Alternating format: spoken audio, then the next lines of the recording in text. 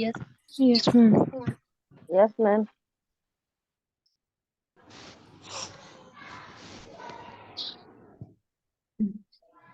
अच्छा, जो आदर्शवाद हमने स्टार्ट करना है, वैसे तो मैंने फर्स्ट ईयर में आप लोगों को कराया हुआ है, ठीक है। तो ऐसा करते हैं कि आप लोग, मैं पॉइंट बोलूंगी, जिसने एक्सप्लेन करना हो एक्सप्लेन कर सकते हो, कुछ बताना हो तो आप बता सकते हो। बताओगे? अपनी अपनी बुक चाहे खोल लो, ओपन कर लो। मैम पेज नंबर बता दीजिए। अच्छा, एक बात बताओ, हम कोई भी बुक लेते हैं, बुरा मत मानना, आप सबसे पहले क्या देखते हो किसी बुक में? मैम हम लोग सबसे पहले जाते हैं स्टार्टिंग में जो दिया हुआ था ना उसका चैप्टर वाइज, वहां पे पहले चेक करते क्या? हैं। इंडेक्स सकते हैं मैम। Very good. तो वो क्यों नहीं करते हो? आप मुझसे पेज नंबर पूछते हो, टॉपिक मैंने बता दिया, आइडियलिज्म कर रहे हैं, आदर्शवाद कर रहे हैं, तो इंडेक्स चेक क्यों नहीं करते हो? इंडेक्स में से अपने आप टॉपिक का नाम देख के पेज नंबर देख सकते हो ना? बोलो। यस मैम, मिल यस गया। मैम। मिल गया सबको अब इंडेक्स देखने से? यस मैम, 61 पेज में है। Yes, ma'am. पहले ही मिल गया था। शुक्र है जी, मिल गया तुम्हें। कई बार आपके सामने छोटे बच्चे बैठे होते हैं ना, और बुक में ऐसे ऐसे पेज पलट रहे होते हैं कंटिन्यू, उनको टॉपिक नहीं मिल रहा होता। क्यों? हड़बड़ी में होते हैं ना भी, हाँ मुझे दिखाना है, मुझे करना है, मुझे पढ़ना है, और उनकी मदर सामने बैठी है तो वो पेज पलटी जाएंगे, वो वाला काम करते हो। फिर उनकी मदर उनसे बुक लेती है, फिर कहती है कि पेज इंडेक्स देखती है, फिर वो पेज निकाल के देती है, फिर कहती है पढ़ अब, वो वाला काम है तुम्हारा, पढ़ना नहीं है। आईना से इंडेक्स देखोगे, जैसे ही टॉपिक पता चलता है अपने आप इंडेक्स देखो, फिर इंडेक्स देख के अपने आप टॉपिक देखो, उसको समझो।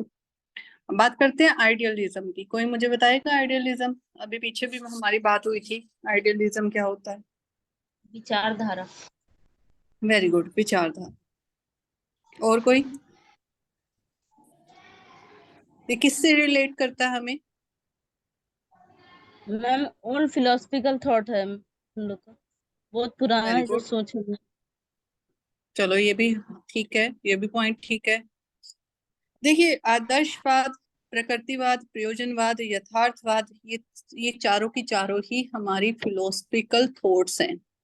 ये अपने अपने वे से बताते हैं कि मैंने उस दिन बताया था दार्शनिक विचारधारा क्या होती है, जिसके अंदर गहराई से जानते हैं और अपनी खुद की एक विचारधारा को कायम रखते हैं और बनाते हैं, और वो सारी अपनी, जैसे हम कहें कि महात्मा गांधी के उनके विचार कैसे थे, स्वामी विवेकानंद जी की अपनी फिलोसफी थी, रविंद्रनाथ टैगोर की अपनी फिलोसफी थी, उनके शांति निकेतन जो हमें कहें कि उन्होंने स्कूल बनाया, फिर उनके स्कूल में पाठ्यक्रम कैसा होना चाहिए, अनुशासन कैसा होना चाहिए, टीचर कैसे होने चाहिए, स्टूडेंट कैसे होने चाहिए, किस तरह से उनको टीच करना चाहिए, मेथड कौन से होने चाहिए, ये सब उनकी खुद की विचारधाराएं हैं।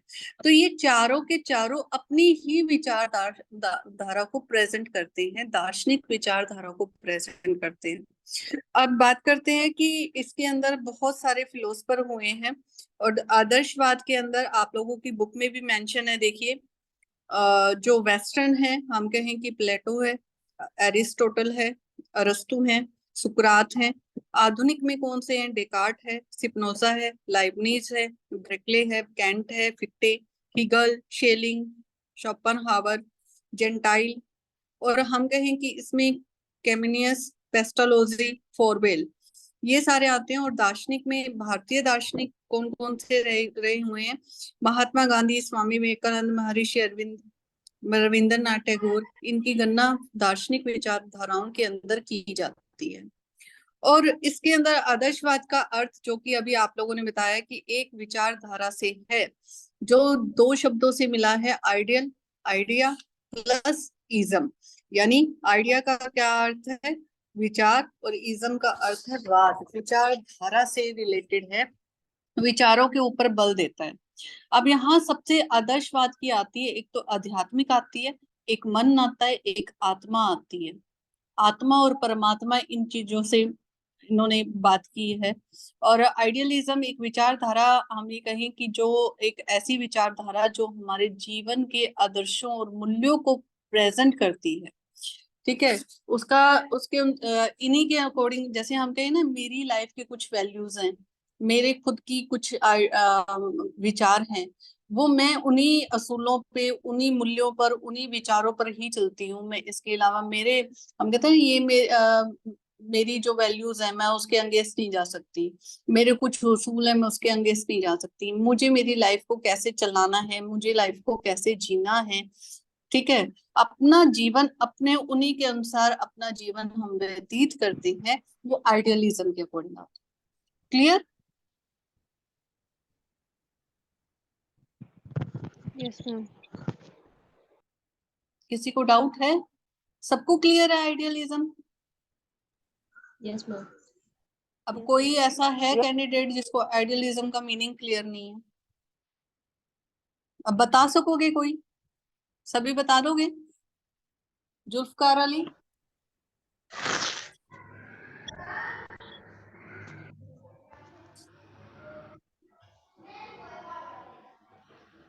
मैं मीनिंग पूछ नहीं रही हूँ, सांस ले लो सभी, बस मुझे ये कहो कि क्लियर है या नहीं है। जुल्फकार अली, मैंने पूछा है आपसे, मीनिंग क्लियर है? जी मैम, क्लियर है। मैम। गजाला? यस मैम, क्लियर है। क्लियर है। अब किसी को बताना चाहो, समझाना चाहो तो समझा सकोगे? हाँ मैम, बिल्कुल। Yes ma'am. ओके, अब देखिए, इसकी डेफिनेशन बेटा कोई भी दो कर लेना, ठीक है। और ये जरूरी नहीं है आपकी बुक्स में दो ही दी हुई है, आप गूगल से भी कर सकते हो, कोई भी बुक से भी कर सकते हो। कोई स्पेसिफिक बुक नहीं है कि भी आप लोगों को इसी बुक में से करना है, कहीं से भी इसकी डेफिनेशन को, इजी डेफिनेशन कहीं से भी कर सकते हो। और गूगल पे बहुत सारी डेफिनेशंस मिल जाएंगी आप लोगों को, आपको जो इजी लगती है आप याद कर सकते हो, उसको डिफाइन कर सकते हो अच्छे से। और हमेशा, अगर आप लोगों को दो डेफिनेशन में हमेशा इसलिए बोलती हूँ, जब 16 नंबर का क्वेश्चन आप लोगों के सामने आता है, एक तो उसका मीनिंग लिख के, फिर डेफिनेशन करके, फिर उसको डिफाइन करके, फिर आप उस चीज को समझा सकते हो। ये मीनिंग में आप लोगों की जो कवरिंग है पेजेस की, वो इजिली हो जाती है। इसलिए आप दो डेफिनेशन कीजिए, फिर उसको समझा दीजिए कि ये कहना क्या चाह रहा है, ठीक है।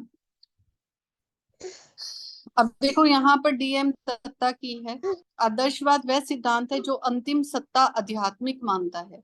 Idealism holds that ultimate reality is spiritual, यानी स्पिरिचुअलिटी को वो मानता है, आध्यात्मिक को मान रहा है, आत्मा और परमात्मा को मान रहा है, ठीक है। मन तथा आत्मा तथा वास्तविक स्वरूप उसने मानसिक स्वरूप बताया है। अब इसमें दर्शन में आदर्शवाद, आइडियलिज्म इन फिलोसफी, फिलोसफी के अंदर आइडियलिज्म क्या है, इसने तीन बातों को बताया। याद हो तो मैंने फर्स्ट ईयर में मेटाफिजिक्स, एपिस्टेमोलॉजी और एक्सोनोलॉजी तीनों करवाई हुए हैं आप लोगों को। तत्व मीमांसा क्या है, ज्ञान मीमांसा क्या है, और मूल्य मीमांसा क्या है। तत्व मीमांसा के अंदर क्या आता है, जो हमारी इंद्रियों, ये कह रहा है कि इंद्रियों की सहायता से, यानी हमारी सेंस ऑर्गन से हम सारे ज्ञान को प्राप्त नहीं कर सकते हैं। यानी हमारी नॉलेज जो है, हम सिर्फ सेंस ऑर्गन्स की हेल्प से ही इंक्रीज नहीं कर सकते। बहुत सारी चीजें हैं, हम ये नहीं कह सकते कि जितनी भी एजुकेशन या जितना भी आप लोगों ने चीजों को समझा है, जितना भी आप लोग जानते हो, सभी ज्ञानेंद्रियों की सहायता से ही जानते हो, ठीक है। इसके अलावा आपको हम ये कहें कि अपने विचारों को, अपनी आत्मा को, अपनी मानसिक स्थिति को, अपने आध्यात्मिक रूप को, इन सारी चीजों को आपको लेना पड़ता है। यहाँ पर देखो, यहाँ फर्स्ट पॉइंट के अंदर आप लोगों को इंद्रियों की सीमा तो वास्तविक ज्ञान इन इंद्रियों की सीमा से दूर है, यानी हम वास्तविक ज्ञान जो नॉलेज लेना चाहते हैं हम सारी चीजों का सेंस ऑर्गन से नहीं लेते हैं। जिसकी प्राप्ति के लिए हम और क्या क्या कर सकते हैं, हम मन को लेते हैं, आत्मा को लेते हैं, बुद्धि को लेते हैं, इन सभी चीजों को लेते हैं, इनके द्वारा की जा सकती है। हम मन से, हम कहते हैं ना कई विचार आते हैं, कई बार आप लोगों के साथ में भी दिमाग कुछ और कह रहा है, मन कुछ और कह रहा है, फिर हम कहते हैं ना कि ठीक है कॉन्सेंट्रेट करो। आप सारी चीजें अपनी ज्ञानेंद्रियों की सहायता से नहीं करते हो, सेंस ऑर्गन से नहीं करते हो, अपने मन से भी सोचते हो, अपनी आत्मा से भी सोचते हो, अपनी बुद्धि से भी सोचते हो, यानी दिमाग से भी यूज कर रहे हो उस चीज को। तो वास्तविक ज्ञान हम भौतिक ना होकर, इसने स्पिरिचुअल की बात की है, आत्मा और परमात्मा में इसका विश्वास है। और इसको हम ये कहते हैं कि जितनी भी सृष्टि का रचयिता कौन है, वो परमात्मा ही है। और क्योंकि ये एक स्पिरिचुअल से रिलेटेड है, तो यहाँ आत्मा भी आएगी, परमात्मा भी आएगा, मन आएगा, बुद्धि आएगी, जो चीजें हमें कनेक्ट रखती हैं, ठीक है, हमारी एकाग्रता को, हमारी कॉन्सेंट्रेशन को रखती है, हमें अटेंशन देती है, हमें एक वैल्यूज बताती है, एक परफेक्ट ह्यूमंस बीइंग्स की तरफ लेके जाती है, ठीक है। ये चीजें यहाँ पर स्पिरिचुअल्स के अंदर आ जाएंगी। और इसके अंदर हम ये कहें कि यहाँ पर विचारधारा मानव को सर्वोत्तम बनाती है। जैसे मैंने अभी कहा कि आइडियलिज्म क्या करता है, आइडियलिज्म यही इस तरह से ही बात करता है। तो इसमें आत्मा, परमात्मा, उनके मूल्य, उनके विचार, उनका नेचर और उसकी मेंटल, इंटेलेक्चुअल, ये सारी चीजें इसके अंदर आ जाएंगी। फिर आता है ज्ञान मीमांसा, एपिस्टेमोलॉजी। इसके अंदर क्या बताया गया है, यहाँ पर फिर उसने कहा है कि ज्ञानेंद्रियों के अलावा भी दूसरे साधन हैं जिससे हम ज्ञान को प्राप्त कर सकते हैं। प्लेटो ने इंद्रियों के द्वारा प्राप्त ज्ञान अपूर्ण तथा अनिश्चित बताया, यानी हम सारा ज्ञान जरूरी नहीं है कि हम सेंस ऑर्गन से ही लेते हैं। और कई बार देखो आप सिंपल अगर मैं इसको अप्लाई करूं कि आप कहोगे कि हम स्टार्टिंग में जितनी भी चीजों को सीखते हैं, हम कैसे सीखते हैं, हम सेंस ऑर्गन से ही सीखते हैं। लेकिन कई बार कहते हैं ना, आप लोगों ने कहावत सुनी होगी, आंखों से कई बार हम जो चीजें देखते हैं वो कई बार सही नहीं होती। मे बी उसमें कम्युनिकेशन कुछ और हो रही हो, हमें दिख कुछ और रहा हो। कई बार हम कानों से सुन लेते हैं लेकिन उसका मतलब कुछ और हो रहा होता है, सिचुएशन आपको समझ नहीं आती है। तो ये क्या है, यहाँ पर हम ज्ञान मीमांसा के अंदर कह रहे हैं कि प्लेटो ने क्या कहा है कि सारी चीजें हम सेंस ऑर्गन से नहीं ले सकते हैं, ये अपूर्ण भी होती हैं। इनको हम सही ढंग से जो, क्योंकि ज्ञान परिवर्तनशील है, चेंज होता रहता है, तो इसके लिए हमें क्या क्या चाहिए, हमें रीजनिंग चाहिए, इंट्यूशंस चाहिए, अथॉरिटी होती है, रिवेलेशन होती है, थिंकिंग, मेडिटेशन और सेल्वेशन। यानी हमें निवारण करना, निवारण एक तरह से पूरा हर चीज का, जैसे कहते हैं ना, अपनी मुक्ति का निवारण, अपने जीवन का निवारण,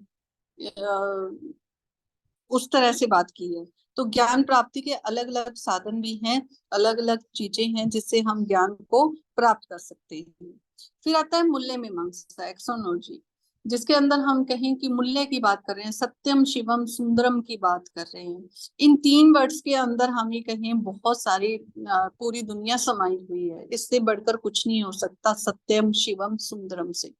तो इन मूल्यों को प्राप्त करना आवश्यक होता है, यही उन्होंने वास्तविक बताए हैं, ये जीवन का आधार बताए हैं, यही नैतिक मूल्य है। और इन पे चलकर ही आप अपने जीवन को, अपनी लाइफ को सक्सेस कर सकते हो, ठीक है। तो ये है तीन आप लोगों के तत्व मीमांसा।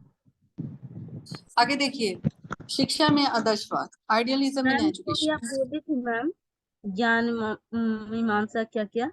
मैम वही टॉपिक है ना, मेटाफिजिक्स और एपिस्टेमोलॉजी और एक्सियोलॉजी। हाँ जी बेटा, अभी मैंने दोनों को रिपीट भी किया है, हिंदी में भी और इंग्लिश में भी। मैम मैंने नहीं सुना, तो वही मैं ढूंढ रही थी। Okay ma'am. ढूंढो मत, प्राची सुन लो, ठीक है। आइडियलिज्म इन एजुकेशन, शिक्षा में आदर्शवाद। देखिए, शिक्षा के बिना कुछ भी पॉसिबल नहीं है, एजुकेशन के बिना। तो एक तरह से हम ये कहें कि अगर आप लोगों को सही ढंग से इन चीजों को प्राप्त करना है तो एजुकेशन ही एक ऐसा वे है जिसके अकॉर्डिंग चलकर हम अपनी योग्यता यानी अपनी कैपेबिलिटी को बाहर लाने का काम कर सकते हैं।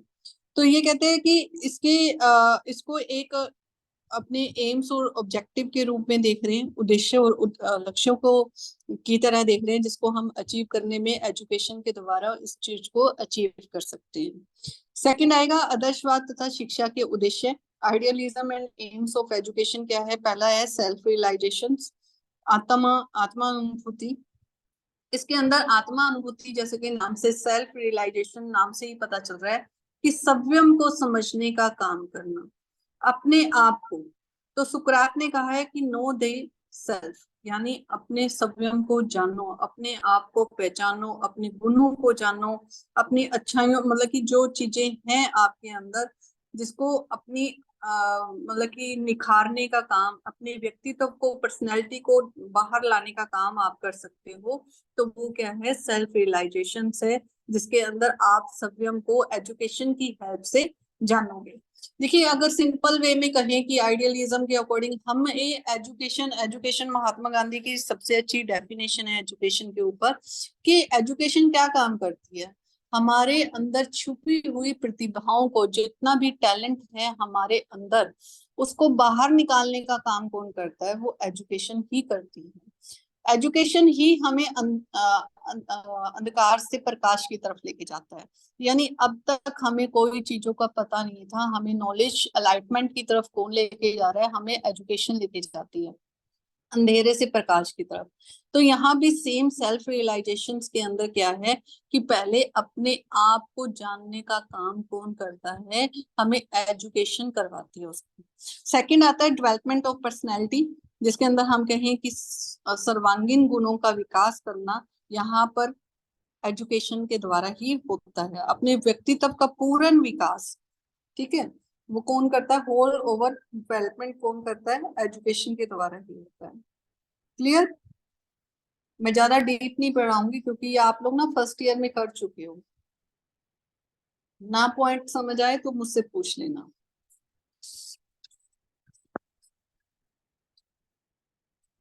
नेक्स्ट देखो, realisation and development of spiritual values, आध्यात्मिक मूल्यों की अनुभूति एवं उन्नति करना। यहाँ सत्यम शिवम सुंदरम की बात कर रहे हैं। यहाँ देखो आध्यात्मिक जहां पर आता है, जहां पर हमें कहें कि इन वैल्यूज को जानना, इनको पहचानना और इनको अपनाना सबसे ज्यादा जरूरी हो जाता है। तो यह आध्यात्मिक मूल्यों की अनुभूति और उनमें उन्नति करना, ये आ जाएगा। नेक्स्ट आएगा preservation and development of culture heritage, सांस्कृतिक विरासत की रक्षा करना एवं बुद्धि। तो यहाँ पर हम पीढ़ी दर पीढ़ी क्या कर रहे हैं? अपनी जो संस्कृति है, कल्चर है, उसको हम एक तो उसको सुरक्षित रखे हुए हैं, ठीक है, उसको एक पीढ़ी से दूसरी पीढ़ी तक पहुंचाते हैं। और एजुकेशन, अभी हमने पीछे संस्कृति वाला टॉपिक किया था, कल्चर वाला किया था ना, कल्चर वाला टॉपिक किया था ना, उसमें हमने पूरा पढ़ा था कि कल्चर किस तरह से, एजुकेशन कैसे हेल्प करती है कल्चर को आगे बढ़ाने के लिए, और दोनों किस तरह से हेल्प करते हैं, एजुकेशन और कल्चर दोनों। और कल्चर को हम संभाले हुए हैं अपनी एजुकेशन के द्वारा। सेम वही पॉइंट यहाँ पर आ जाएगा कि बिना एजुकेशन के पॉसिबल नहीं है। हम एजुकेशन और कल्चर को साथ लेके चलते हैं। कल्चर हम एक पीढ़ी से दूसरी पीढ़ी पे पहुंचाते हैं और इसमें एजुकेशन हमारी हेल्प करती है। फिर है रियलाइजेशन ऑफ एटर्नल वैल्यूज और स्पिरिचुअल वैल्यूज, आध्यात्मिक मूल्यों की प्राप्ति। आध्यात्मिक मूल्यों की प्राप्ति यानी सत्यम सुंदरम शिव आ जाएगा फिर से, ठीक है। और ये क्या है? ये पूरी हमें ये कहें कि आध्यात्मिक मूल्य के लिए एक पूरा हम ये कहें कि बच्चे को इस तरह की शिक्षा देनी चाहिए जिससे बच्चा स्पिरिचुअल वैल्यूज को समझे, अपनाए और आगे बढ़े, ठीक है। इस तरह से उसकी लाइफ जो है वो एक तो सही रहती है, अपनी लाइफ में अचीव कर पाएगा, अपने एम्स को पहचान पाएगा। नेक्स्ट आएगा रियलाइजेशन ऑफ होली लाइफ, पवित्र जीवन की प्राप्ति के लिए अच्छे बुरे की पहचान होना, सही गलत की पहचान होना, ठीक है, अपने जीवन को सही, अपनी लाइफ को सही रास्ते पे लाना, इसलिए अपनी पर्सनैलिटी को बाहर निकालना, और इस तरह से हम ये कहें कि अपनी लाइफ को पूरी तरह से सही रखना, ये कौन काम करता है? ये एजुकेशन काम करती है। फिर आएगा यूनिवर्सल एजुकेशन। यूनिवर्सल एजुकेशन के अंदर हम ये कहें कि पूरा विश्व, हम कहते हैं कि पूरे विश्व को एक कुटुंब के समान मानते हैं। तो पूरे विश्व को एक कुटुंब का अर्थ होता है पूरा विश्व जो है वो एक परिवार के समान है, एक तो हम पूरे ये भावना लेते हुए हम ये कहें कि इससे हम एक तो सोचने समझने की प्रक्रिया जो है वो अच्छे से हो जाएगी, डेवलपमेंट हो जाएगा, एक दूसरे का भाईचारा हो जाएगा, ये वैल्यूज आ जाएंगे इसके अंदर। फिर आता है डेवलपमेंट ऑफ कंप्लीट मैन, पूर्ण मनुष्य का विकास, जिसके अंदर संपूर्ण गुणों का विकास आ जाएगा। सादा जीवन तथा उच्च चिंतन, simple living and high thinking, ये सबको पता है, लेकिन अपनाता कोई नहीं है ना। यहाँ पर कोई कोई अपनाता है, कोई कोई भूल जाता है, लेकिन यहाँ पर यही है कि अपना सिंपल लिविंग रखो, अच्छी सोच रखो, मन को कंट्रोल रखो, और अपनी लाइफ को इतना मटेरियलिस्टिक चीजों के ऊपर डिपेंड मत बनाओ कि हम अपनी लाइफ को जीना ही भूल जाए। आजकल हम वैसे यूज तो ऐसे करते हैं, 2 मिनट खाली बैठना हो गया तो हम कुछ और नहीं अपना फोन लेकर बैठे होते हैं, और पास में चाहे कोई भी फैमिली मेंबर बैठा हो तो भी हम सब भी क्या कर रहे हैं? अपना फोन ही देखते हैं। तो ये सारी चीजें हमें अपनों से दूर कर रही है, इन चीजों के ऊपर हम डिपेंड होते जा रहे हैं। तो यहाँ कह रहे हैं कि simple living and high thinking करो, अच्छी सोच रखो। फिर approximate and ultimate aim of education, शिक्षा का तत्कालिक तथा अंतिम उद्देश्य। यहाँ 2 प्रकार के उद्देश्य बताए। इमीडिएट एम्स कौन सा है? इमीडिएट्स है, हेल्थ है, इंटेलेक्चुअल है, स्किल्स है, आर्ट्स है, सोशल जस्टिस है, ठीक है। और हम ये कहें कि इसके अंदर डेवलपमेंट करनी है, अच्छे आचरण है, यानी मोरल वैल्यूज आ जाएंगी। अल्टीमेट एम्स आ जाएंगे इसके अंदर। अल्टीमेट एम्स के अंदर ये देखो, इसने ये बना रखे हैं, हॉर्न्स ने दिए हैं अल्टीमेट एम्स के अंदर। फर्स्ट है physical health, economic freedom, knowledge, appreciation of beauty, character building और वर्शिप, यानी शारीरिक स्वास्थ्य, आर्थिक स्वतंत्रता, ज्ञान, सुंदरता की प्रशंसा, चरित्र निर्माण, आराधना और पूजा। ये इन्होंने ये बताए। क्लियर यहाँ तक सबको? कोई डाउट है तो पूछ लो, इतना डिफिकल्ट नहीं है जिसके अंदर, क्योंकि मैं इतना डीपली इसलिए नहीं ले रही हूँ इस चीज को, क्योंकि बार बार स्पिरिचुअल, आत्मा, परमात्मा, वैल्यूज, सत्यम शिवम सुंदरम, यही बातें रिपीट हो रही हैं। और एक बार में अगर ये बात क्लियर आ गई तो सभी पॉइंट्स के अकॉर्डिंग आप लोगों को इस चीज को मेंशन करना है। क्लियर?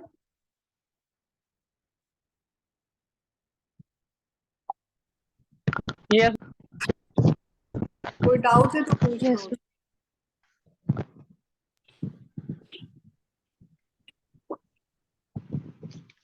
बोले मैम जो है ना, इसके लिए सॉरी, आज हम डॉक्टर के पास आ गए, नहीं कुछ बोल पा रहे, केवल क्लास सुन रहे हैं, मतलब समझ रहे हैं, कुछ काम कोई बात है। नहीं, आज तो सुनना ही पड़ेगा आप लोगों को।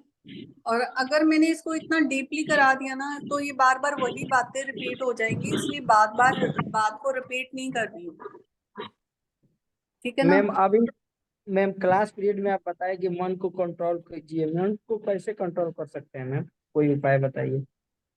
मन को कंट्रोल करना बड़ा मुश्किल है, ठीक है।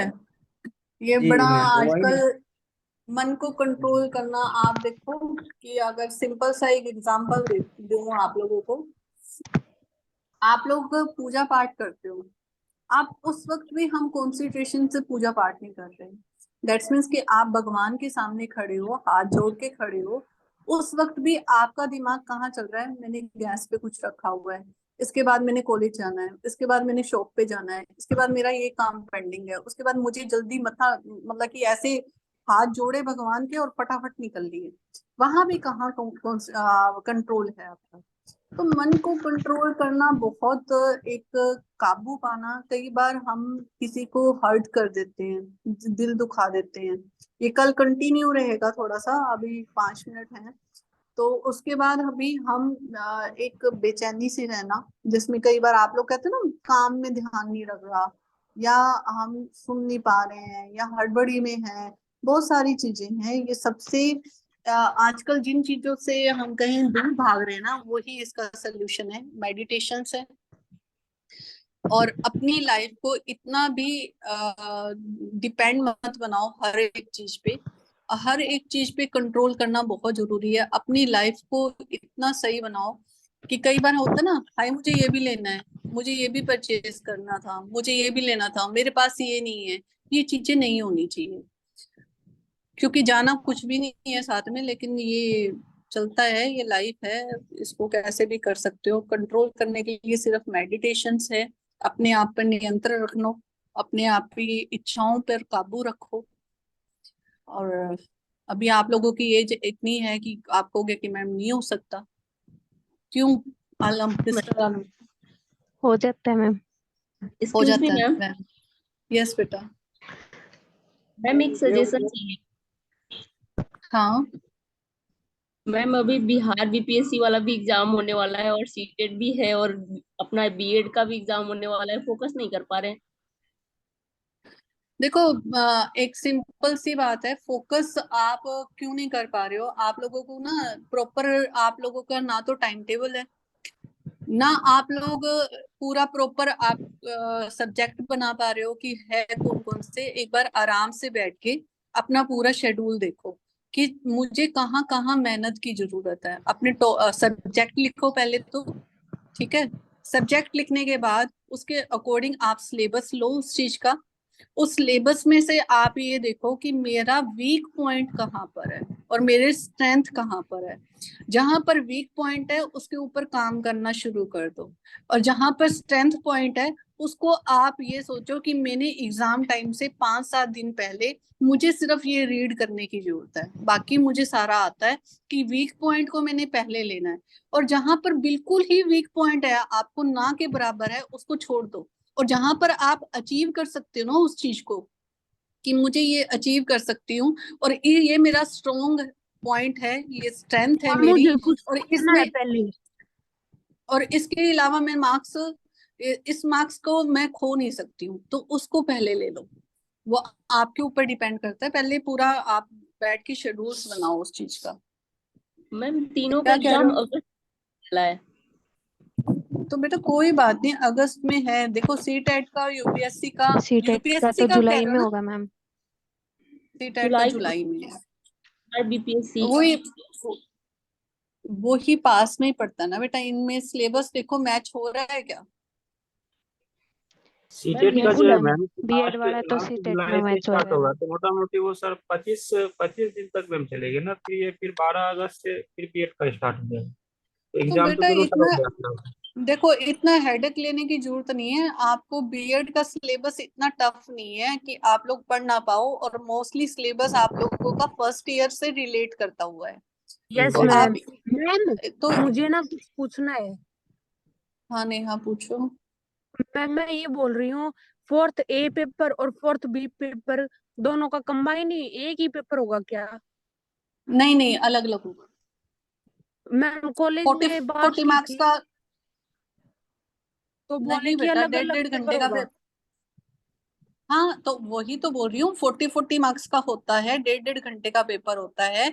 आज मान लो जैसे फोर्थ ए पेपर है, next fourth B next day होगा। तो मतलब मैम 7 पेपर होंगे।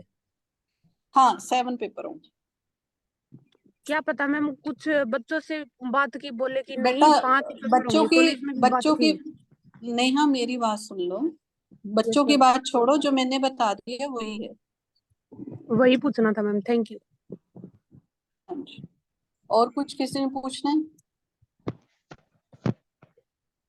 मैम वो राजस्थान वाली साइट बताना, आप बता रहे थे कल। नवीन मैंने देखी ही नहीं है बेटा वो राजस्थान की साइड। देख के और वो बताना मैम। मेरे टाइम में की थी, अब मुझे याद ही नहीं है कि मैंने कौन सा साइट थी वो। मतलब मैं आपको देख के 11 साल के सर्च करूँ मतलब मैम? कोई ना बेटा, मैं देखती हूँ एक बार, मुझे टाइम दो। मे बी मैं ओ, आज देख लेती हूँ, मुझे टाइम नहीं मिला बेटा। ठीक ठीक है। है मैम, देख। ठीक है मैम। हाँ ठीक, देख के बता दूंगी मैं जरूर। Okay okay. Ma'am. Okay ma'am. Okay बेटा। और कुछ पूछना किसी ने? मैम इम्पोर्टेंट क्वेश्चन हो, बी से बता दो ना।